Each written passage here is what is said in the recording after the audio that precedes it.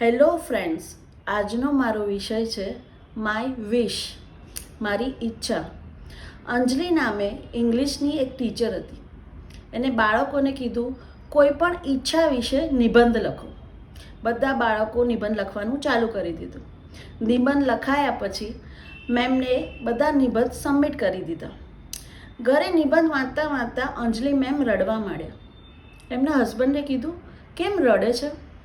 તો કે એક છોકરાએ પોતાની ઈચ્છામાં લખ્યું છે કાશ હું મોબાઈલ હોત તો.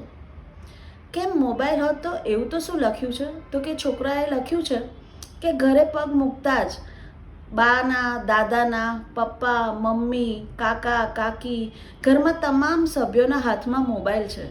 કોઈના પાસે મારા માટે તો ટાઈમ જ નથી. કાશ હું મોબાઈલ હોત તો બધા મારી સાથે ટાઈમ વિતાવત. આમ કહેતા કહેતા અંજલિ મેમ ઓર જોરથી રડવા માંડ્યા. એમના હસબન્ડે પૂછ્યું આટલું બધું કેમ રડે છે? કદાચ એ છોકરાના ઘરે આવું હશે. તો કે આ જે છોકરાએ નિબંધ લખ્યો છે એ આપણો દીકરો ગોલુ છે. કદાચ આપણે મોબાઈલનો ઉપયોગ એકબીજાની નજીક આવવા કરીએ છીએ, પણ એ નજીક આવવાની જગ્યાએ કદાચ આપણે એકબીજાથી દૂર તો નથી થઈ ગયા ને. વિચારવા જેવી વાત છે. એક વિશ.